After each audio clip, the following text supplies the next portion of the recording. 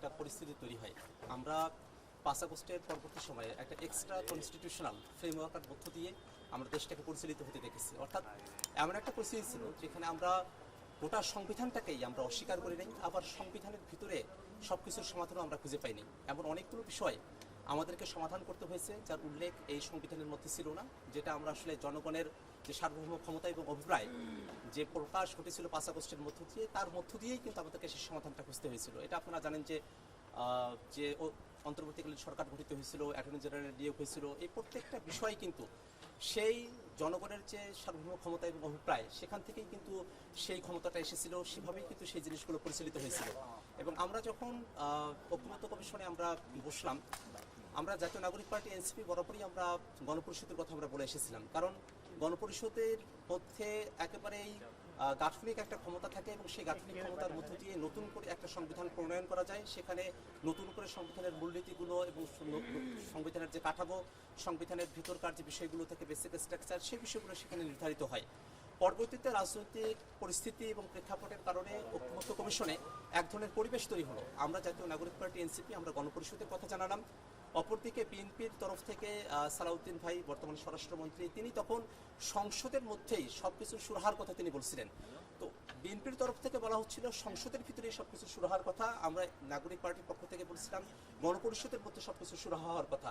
এই দুইটা জিনিসের মাঝখানে একটা জিনিস এসে দাঁড়িয়ে গেল, যে বিষয়টাতে ঐক্যমত্য কমিশনের এই জুলাই সনদ বাস্তবায়ন আদেশ নিয়ে যে 5টির উপরে যে বৈঠক হয়েছিল 30টি রাজনৈতিক দলের মধ্যে, সেখানে একটা সমাধানে আসা গেল যে আমরা আসলে গণপরিষদের মধ্য দিয়েও নয়, আমরা সংসদের মধ্য দিয়েও নয়, আমরা সংবিধান সংস্কার পরিষদের মধ্য দিয়ে যে সংবিধান রিলেটেড যে ইস্যুগুলো আছে সেগুলোর আমরা একটা সুরাহা টানবো। কেন এই প্রস্তাবনাটা তখন নিয়ে আসা হলো, সেই প্রেক্ষাপটে যদি আমরা একটুখানি যাই তাহলে আমরা দেখব যে আমরা আসলে এই জুলাই সনদের মধ্য দিয়ে আমরা সংবিধানের এমন মৌলিক কিছু জায়গা আমরা পরিবর্তন আমরা চেয়েছি যেগুলো আসলে সংশোধনের মাধ্যমে টেকসই করা সম্ভবপর নয়। যেমন আমরা বলেছি প্রধানমন্ত্রীর মেয়াদকাল 10 বছর হবে, যেটা আসলে বাংলাদেশের 72-এর যে সংবিধান তার মূলনীতির সঙ্গে, তার যে বেসিক স্ট্রাকচার তার সঙ্গে এটা সঙ্গতিপূর্ণ নয়। আমরা বিভাগীয় শহরগুলোতে হাইকোর্ট নিয়ে যাওয়ার কথা আমরা বলেছি, কিন্তু যেটা আসলে 8ম যে সংশোধনী মামলা তার মধ্য দিয়েই বলা হয়েছে যে এটা সংবিধানের সাথে সঙ্গতিপূর্ণ নয় এবং সেটাকে অসাংবিধানিক হিসেবে কিন্তু তখন এটাকে সাব্যস্ত করা হয়েছে। আমরা উচ্চকক্ষের কথা বলেছি, যেটা আমাদের সংবিধানের একেবারেই নতুন একটা আইডিয়া, যেটা এই সংবিধানের মধ্যে কোথাও 72-এর সংবিধানে এটার কোনো উল্লেখ কিন্তু সেখানে নেই। আমরা তত্ত্বাবধায়ক সরকারের জন্য নতুন ফর্মুলার কথা আমরা বলেছি, আমরা সাংবিধানিক যে প্রতিষ্ঠানগুলো আছে সেখানে নিয়োগের জন্য আমরা আলাদা বডি করা হবে সে কথাগুলো আমরা বলেছি, যে বিষয়গুলো আসলে সংবিধানের মৌলিক কিছু পরিবর্তন, যেই মৌলিক পরিবর্তনগুলো কোনো সংশোধনের মাধ্যমে টেকসই করা সম্ভবপর নয়। আমাদের মধ্যে ঐক্যমত্য কমিশনের দীর্ঘদিন ব্যাপী এই আলাপ আলোচনাগুলো হয়েছে যে যদি আমরা কোনো সংশোধনের মাধ্যমে এটাকে নিয়ে আসি তাহলে এটা কোর্টে চ্যালেঞ্জ হবে এবং কোর্টে চ্যালেঞ্জ হলে পরে এই যে আমরা পরিবর্তনগুলোর কথা আমরা বললাম সেই পরিবর্তনগুলোকে আর টেকসই করা সম্ভবপর হবে না। সেই জায়গা থেকেই কিন্তু এই সংশোধনীরা সংস্কারের আলাপটা কিন্তু সেখান থেকে এসেছে। যে বিষয়টা এখন যারা সরকারি দলে আছেন, এখানে অনেকেই আছেন যারা ঐক্যমত্য কমিশনে ছিলেন, তারা কিন্তু বেমালুম সেই প্রসঙ্গটা তারা কিন্তু এড়িয়ে যাচ্ছেন। আজকে জুনায়েদ সাকিব ভাই সংসদে আছেন, তিনি কিন্তু এই সংবিধান সংস্কার পরিষদের বিষয়ে অন্যতম ভোকাল একজন ব্যক্তিত্ব ছিলেন। আজকে তিনি ট্রেজারি বেঞ্চে আছেন, কিন্তু তার পক্ষ থেকে কিন্তু এই সংবিধান সংস্কার পরিষদের ব্যাপারে তিনি কোনো বক্তব্য তিনি বলছেন না। নুরুল হক নূর সেখানে আছেন, তিনিও কিন্তু সংবিধান সংস্কার পরিষদের ব্যাপারে ভোকাল ছিলেন, কিন্তু তিনিও আজকে সরকারি দলের পক্ষে গিয়ে তিনি আর কোনো কথা বলছেন না। এভাবে ওখানে সালাউদ্দিন ভাই আছেন, তিনিও কিন্তু সংবিধান সংস্কার পরিষদের বিষয়টাতে অ্যাগ্রি করে তারপরেই কিন্তু আমরা সনদের যে সিগনেচার সে অনুষ্ঠানের দিকে আমরা গিয়েছিলাম। সেই সনদ অনুষ্ঠানে সিগনেচার অনুষ্ঠানে যাওয়ার আগেই সালাউদ্দিন ভাই তিনি কিন্তু সংবিধান সংস্কার পরিষদের ব্যাপারে তিনি কিন্তু সেই ঐক্যমত্য কমিশনের যে আলোচনা সেখানেই তিনি এগ্রিমেন্টে এসেছিলেন এবং তিনি সেখানেই তিনি বলেছিলেন 5 অক্টোবরে যে গণভোট হবে সেই গণভোটের রায়ে জনগণ সার্বভৌম এবং সেই সার্বভৌম জনগণের যে অভিপ্রায় ব্যক্ত হবে গণভোটের মধ্য দিয়ে সেই অভিপ্রায় সেই রায় অবশ্যই প্রত্যেক সংসদ সদস্যকে অক্ষরে অক্ষরে সেটা পালন করতে হবে। কিন্তু এখন এসে তারা আসলে 2/3 মেজরিটি পাওয়ার কারণে, যেহেতু 2/3 মেজরিটিতে বাংলাদেশের সংবিধান নিয়ে কাটাছেড়া যাচ্ছেটাই ভাবে করা যায়, সেই সুযোগটাই তারা এখন নেওয়ার জন্য তারা এখন এসে তারা আগেকার যে কমিটমেন্টগুলো আছে সেই কমিটমেন্টগুলো থেকে তারা দূরে সরে আসছেন। একটা বিষয় আপনারা খেয়াল করে দেখবেন, আমাদের আইনমন্ত্রী একদিকে নানা ধরনের দার্শনিক যারা আছেন তাদের বই নিয়ে আসতে বলেন, কিন্তু অপরদিকে আমাদের স্বরাষ্ট্রমন্ত্রী তিনি এই সংসদকে কয়েকবার তিনি সার্বভৌম বলেছেন, কিন্তু যারা পৃথিবীর রাজনীতির ইতিহাস যারা জানেন, রাষ্ট্র কাঠামো সম্পর্কে যারা জানেন, যারা জুরিসপ্রুডেন্স সম্পর্কে জানেন, তারা খুব ভালো করেই জানেন যে সংসদ কিন্তু সার্বভৌম নয়। সার্বভৌম হচ্ছে জনগণ।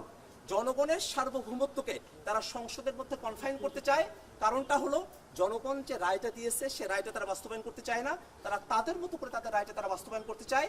এই কারণে তারা কিছু মিসকনসেপশন তারা সেখানে সরিয়ে ফেলেছেন। আর একটা জিনিস তিনি আজকে বলেছেন যে আদেশ দেওয়া হয়েছে সে আদেশটা কোনোভাবেই রাষ্ট্রপতি এটা দিতে পারেন না। রাষ্ট্রপতির সাথে তার ব্যক্তিগত আলাপ তিনি কিন্তু আজকে সংসদে বলেছেন।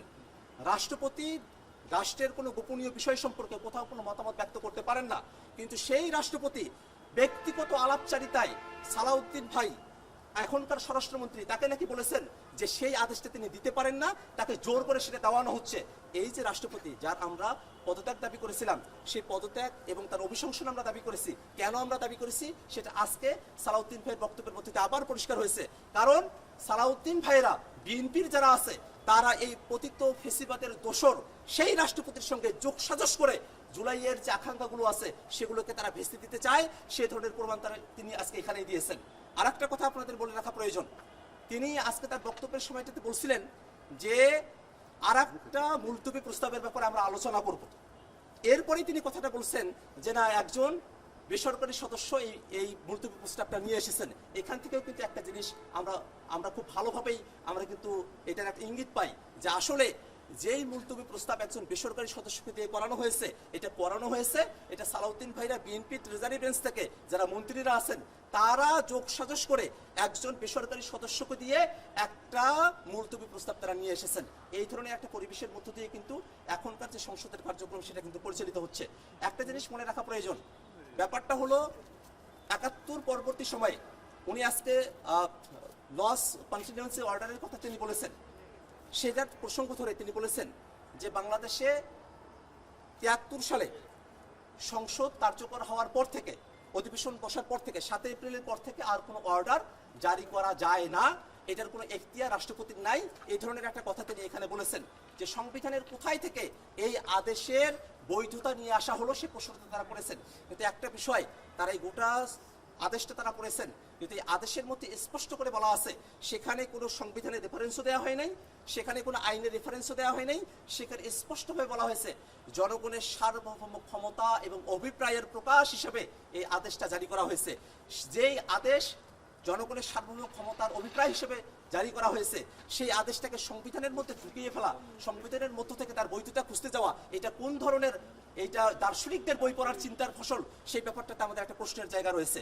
আর একটা বিষয় আমরা একটু ক্লিয়ার করে বলতে চাই, ৭১ পরবর্তী সময়ে বাংলাদেশের রাষ্ট্র কাঠামোতে যে ধরনের পরিস্থিতি বিরাজ করছিল, ঠিক একই ধরনের সাংবিধানিক একটা পরিস্থিতি ৫ আগস্টের পরের সময়টাতেও বিরাজ করেছে। ওই সময়টাতে বাংলাদেশের রাষ্ট্রটাকে পরিচালনা করবার জন্য একটা নতুন অর্ডারের প্রয়োজন ছিল। আমরা ৫ আগস্টের পরেও একটা নতুন অর্ডারের, নতুন একটা বন্দোবস্তের আমরা একটা প্রয়োজনীয়তা আমরা অনুভব করেছি। সেই প্রয়োজনীয়তার নিরিখেই এই যে আদেশটা জারি করা হয়েছে, সেই আদেশটা জারি করা হয়েছে জনগণের সার্বভৌম অভিপ্রায় এর অভিব্যক্তি হিসাবে। এবং সেটা কিন্তু শুধুমাত্র একটা আদেশের মধ্যে সীমাবদ্ধ থাকে নাই, সে আদেশের উপরে অধ্যাদেশ হয়েছে, অধ্যাদেশের উপরে গণভোট হয়েছে। সেই গণভোটে প্রায় ৭০% জনগণ তারা হ্যাঁ ভোট দিয়েছেন। তারপরেও এতভাবে এটাকে জনগণের কাছ থেকে এটাকে বৈধ করে নিয়ে আসার পরেও সেটাকে অবৈধ বলা, জনগণের যে রায় সেটাকে ধৃষ্টতা দেখানোর সমতুল্য। আজকে সংসদে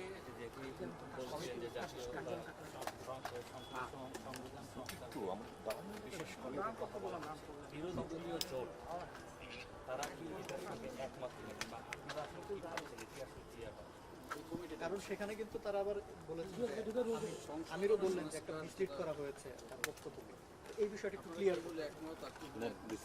আজকে যে মুলতবি প্রস্তাবের ব্যাপারে আলোচনা করা হয়েছে সেটা সম্পূর্ণভাবে সংবিধান সংস্কারের প্রশ্নে একটা মুলতবি প্রস্তাব, অর্থাৎ জুলাই সনদ বাস্তবায়ন সংবিধান সংস্কার যে আদেশটি ছিল সেই আদেশের প্রেক্ষাপটে কেন সংবিধান সংস্কার পরিষদের অধিবেশনটা আহ্বান করা হলো না, সেই প্রেক্ষাপটে কিন্তু আজকের এই মুলতবি প্রস্তাবটা ছিল। সেই সময়টাতে অপ্রাসঙ্গিকভাবে সরকারি দলের তরফ থেকে তারা সংশোধনীর বিষয়ে তারা একটা কমিটির কথা বলেছেন। তারই উত্তরে বিরোধী দলীয় নেতা তিনি কিন্তু বলেছেন যে যদি আজকের সংবাদ সম্মেলনে তিনি সেটা ক্লিয়ার করেছেন, যদি সংবিধান সংস্কার পরিষদের বিষয়ে কোনো কমিটি নিয়ে আলোচনা হয় সেটা নিয়ে একটা আলোচনা হতে পারে। এখানে একটা বিষয় আপনাদের ক্লিয়ার করে রাখা প্রয়োজন, যে ধরনের কমিটির প্রস্তাবনাই করা হচ্ছে না কেন সেই কমিটিগুলোর কিন্তু আদতে আইনগত তেমন কোনো কার্যকারিতার জায়গা নেই। কারণটা হলো এই সংবিধান রিলেটেড যে বিষয়গুলো সেই বিষয়গুলো আমরা বলছি যে সংবিধান সংস্কার যে পরিষদ সেখানে শুরু হবে, বিএনপি বলছে এটা সংসদে শুরু হবে, সেটা কিন্তু কোনো কমিটির মাধ্যমে শুরু হওয়ার মতো কোনো বিষয় এটা নয়। কিন্তু এই কমিটি যেটা সংবিধান সংস্কার পরিষদের জন্য যদি কোনো কমিটি হয় সেটা হচ্ছে একটা ফ্রেন্ডলি কমিটি, যেই ফ্রেন্ডলি কমিটিতে আসলে আমরা তাদের ভিতরের বিষয়টা কি তাদেরকে আমরা ফ্রেন্ডলি ভাবে বুঝাইতে চাই যে আসলে জনগণের রায়ের প্রতি আপনাদের সম্মান দেখানো প্রয়োজন। জনগণের রায় যদি আপনারা না মেনে নেন সেক্ষেত্রে অতীতে যে ধরনের পরিস্থিতি বাংলাদেশে তৈরি হয়েছিল, হাসিনাকে পালিয়ে যেতে হয়েছিল, সেই ধরনের পরিস্থিতির মুখে আপনাদেরও পড়তে হতে পারে। আমরা বাংলাদেশ রাষ্ট্রটার একটা স্থিতিশীলতা চাই, বাংলাদেশ রাষ্ট্রটা সুন্দরভাবে সামনের দিকে এগিয়ে যাক সেটা আমরা চাই। সেই নিরিখেই বিএনপি সরকারকে আমরা বলতে চাই যে কোনোভাবেই আপনারা গণভোটের যে রায় সেটাকে আপনারা অস্বীকার করতে পারেন না। আজকে মাননীয় প্রধানমন্ত্রী সেখানে বসে সবগুলো কথা তিনি শুনেছেন, তিনি নিজেই রংপুরে গিয়ে বলেছেন দয়া করে গণভোটে হ্যাঁ ভোট দিন, দয়া করে গণভোটে হ্যাঁ ভোট দেওয়ার কথাটা তিনি বলেছেন। সেই দিন তাদের তরফ থেকে স্বরাষ্ট্রমন্ত্রী বলেছিলেন যে জনগণ তো আসলে না বুঝে গণভোটে অংশ নিয়েছে। যদি ব্যাপারটা তাই হয় তাদের কাছে প্রশ্ন, আসলে জনগণ কি না বুঝে অংশ নিয়েছে নাকি বিএনপির যারা সংসদ সদস্য আছেন, বিএনপির এখন বিএনপির না বাংলাদেশের যিনি এখন প্রধানমন্ত্রী আছেন তিনি কি আসলে বুঝে হ্যাঁ ভোটের কথা বলেছিলেন? সে প্রশ্নটা কিন্তু তখন তৈরি হয়। এই কারণে আমরা বলতে চাই যে জনগণ চেয়েছে বাংলাদেশে একটা কাঠামোগত সুন্দর গণতান্ত্রিক একটা পরিবর্তন আসুক, সেই পরিবর্তনের বিপক্ষে যারা বাদ সেজে দাঁড়াচ্ছে সেই বাদ তারা কেন সেজেছে আপনারা যদি দেখেন জুলাই সনদের যে আদেশ সেখানে যে প্রশ্নগুলো সেট করা হয়েছে গণভোটের, সেখানে স্পষ্ট করে বলা হয়েছে যে সাংবিধানিক যতগুলো প্রতিষ্ঠান আছে সেই প্রতিষ্ঠানের নিয়োগগুলো সেখানে নোট অফ ডিসেন্টের কোনো প্রসঙ্গই নেই, সেটা জুলাই সনদে যেভাবে বর্ণনা করা হয়েছে সেভাবে সেটা করতে হবে। যে উচ্চকক্ষের কথা বলা হয়েছে সেই উচ্চকক্ষ ভোটের পিয়ার অনুযায়ী হতে হবে আসলে। এবং তত্ত্বাবধায়ক সরকার নতুন যে ফর্মুলার কথা বলা হয়েছে ত্বরিত সংশোধনের ফর্মুলা না, জুলাই সনদের যে ফর্মুলা সেভাবেই সেটা হতে হবে। এই বিষয়গুলো বিএনপি আসলে মানতে চায় না, যাই কারণে তারা এখন গণভোটকে অস্বীকার করছে, বাস্তবায়ন আদেশকে তারা অস্বীকার করছে এবং তারা একটা ফাঁপা বলি বলছে যে তারা জুলাই সনদের পক্ষে, তারা সংস্কারের পক্ষে। তারা যে সংস্কারটুকু করতে চায় এই সংস্কারটুকু খুবই মিনিমাম সংস্কার, যেটা কোনো কাঠামোগত সংস্কার নয়, এবং তারা বেসিক্যালি বাংলাদেশ রাষ্ট্রের মৌলিক কাঠামোগত যে সংস্কার সেই সংস্কারটাকে তারা হতে দিতে চায় না, সংস্কারের তারা পক্ষে না, সেই কারণে তারা এই ধরনের বক্তব্য কমিটিটা গঠন হলে আপনারা মেনে নেবেন কিনা, আপনারা যে রাজি কিনা এই বিষয়টা কি স্পষ্ট হয়ে গেছে? একটা ছোট্ট এক ইয়েতে জানতে চাই, এক ডিলাইন সেটা হচ্ছে কি বারবারই বলা হচ্ছে আদেশ আর অধ্যাদেশ এক না। সালাউদ্দিন সাহেবও যেটা বলার চেষ্টা করছেন, আপনারা বিরোধী দল যারা এখন আছেন তারা সে সময় বুঝেন নাই যে আদেশ আর অধ্যাদেশ এক না, এবং যে কারণে ক্লিয়ার করে রাখা প্রয়োজন। একটা অধ্যাদেশ সেটা সংবিধানের অধীনস্থ হয়ে হতে হয়, কিন্তু যে আদেশের মধ্য দিয়ে জুলাই সনদের বিষয়গুলো নিয়ে আসা হয়েছে সেই বিষয়গুলো কিন্তু সংবিধানের মধ্যে নাই। সংবিধানের বাইরের অনেক বিষয়গুলোকে এই আদেশের মধ্যে সন্নিবেশিত করা হয়েছে। এই আদেশটা আসলে সংবিধানের ইকুইভ্যালেন্ট, এই আদেশটা সংবিধানের সাবঅর্ডিনেট নয়। এই কারণে কিন্তু এই আদেশটা সেটা কোনো অধ্যাদেশ আকারে এখানে আসে নাই। দ্বিতীয় যে প্রসঙ্গটি সেটা হলো অধ্যাদেশ যে 133টি আছে সেই 133টি অধ্যাদেশ সেটা কিন্তু সংসদে প্রেজেন্ট করা হয়েছে। সেই 133টি অধ্যাদেশের মধ্যে একটা অধ্যাদেশ হচ্ছে গণভোটের অধ্যাদেশ, যেটা তারা আসলে অ্যাপ্রুভ করবেন না বলে তারা জানিয়েছেন। কিন্তু এই যে গণভোটের অধ্যাদেশ আজকে সংসদে প্রেজেন্ট করা হলো, এই গণভোটের অধ্যাদেশ সেটা কিন্তু অধ্যাদেশের মধ্যে স্পষ্ট করে বলছে যে জুলাই সনদ বাস্তবায়ন যে আদেশ সেই অনুযায়ী সেই অধ্যাদেশ, অর্থাৎ তারা যে এই অধ্যাদেশটাকে সংসদে নিয়ে এসেছেন তার পেছনের যে বাস্তবায়ন আদেশ সেটাকে কিন্তু তারা কাট করতে পারেন নাই। অতএব এই পুরো জিনিসটা এটা একটা এক্সট্রা কনস্টিটিউশনাল ম্যাটারে পরিণত হয়েছে। এই বিষয়টা যদি তারা বোঝেন, তাদের একজন এমপি পার্থ সাহেব কিন্তু এটা বুঝেছেন, তিনি কিন্তু বলেছেন যে একটা কোয়াজাই কনস্টিটিউশনাল পরিস্থিতি, একই সাথে ট্রেজারি বেঞ্চ থেকে দুই ধরনের বক্তব্য আসতে পারে না। একসাথে তারা সংবিধান সমুন্নত রাখার কথা বলবে, আর একদিকে কোয়াজাই কনস্টিটিউশনাল কথা বলবে, এটা তাদের দিক থেকে দ্বিচারিতা। বরং আমরা যেটা বলছি যে বাংলাদেশ এখন একটি এক্সট্রা কনস্টিটিউশনাল একটা পরিস্থিতি বিরাজ করছে, সেই প্রসঙ্গটাই বাংলাদেশের জন্য সব থেকে জুৎসই প্রসঙ্গ। ট্রেজারি বেঞ্চের যে প্রস্তাব বিশেষ কমিটি, এই কমিটিতে বিরোধী দলীয় জোট যাচ্ছে বা যাচ্ছে না? সংবিধান সংস্কার পরিষদের জন্য যদি কোনো কমিটি গঠন করা হয় সেই ব্যাপারে আমাদের আলোচনার জায়গাটা ইতিবাচকভাবে আমরা বলছি এবং সেটা একটা ফ্রেন্ডলি কমিটি। কিন্তু যে সংশোধনীর আলাপের কথা বলা হচ্ছে সেই জায়গাটাতে কিছু শুভঙ্করের ফাঁকি আছে এবং সেই বিষয়গুলো সংসদে শুরু হওয়ার আগে পর্যন্ত আমরা শুধু এতটুকু জিনিস আপনাদেরকে জানিয়ে রাখতে চাই যে বর্তমানে যে পরিস্থিতি সেই পরিস্থিতি হচ্ছে সংবিধান সংস্কার পরিষদকে বাস্তবায়নের জন্য আমাদের এই কর্মসূচি, সেটার বাইরে গিয়ে কোনো কিছু সেই ব্যাপারে অবশ্যই আমাদেরকে ভেবেচিন্তে সিদ্ধান্ত নিতে হবে এবং আমরা মনে করি যে এর মধ্য দিয়ে যে শুভঙ্করের ফাঁকিগুলো দেওয়ার কথা বলা হচ্ছে সেই বিষয়গুলো জাতির সামনে আগামীকাল আসলেই আরো পরিষ্কার হবে এবং তখন জাতিই সিদ্ধান্ত নেবে যে আসলে আমাদের বিরোধী দল হিসেবে কি করণীয় থাকতে পারে। স্যার, একটা বিষয় যেটা হচ্ছে এটা ক্লিয়ার হতে চাই। বিরোধী দলের নেতা বলছেন যদি 50 দেওয়া হয়, এটা নিয়ে আইনমন্ত্রী ব্যাপক সমালোচনা করছেন। পৃথিবীর কোন দেশে আছে বিরোধীদেরকে 50 দেওয়া হয়? যেহেতু একটা শর্ত সাপেক্ষে আপনারা বলছেন যে শর্ত সাপেক্ষে রাজি, যদি আপনাদেরকে 50 দেওয়া হয় আপনারা কি এই কমিটিকে মানে এই কমিটিতে কমিটির ধরনটা নিয়েই তো আগে প্রশ্ন। প্রথম শর্তটাই কিন্তু কমিটির ধরন নিয়ে, যে এই কমিটিটা কি সংশোধনের জন্য নাকি সংবিধান সংস্কার পরিষদের জন্য। আগে প্রথম জিনিসটা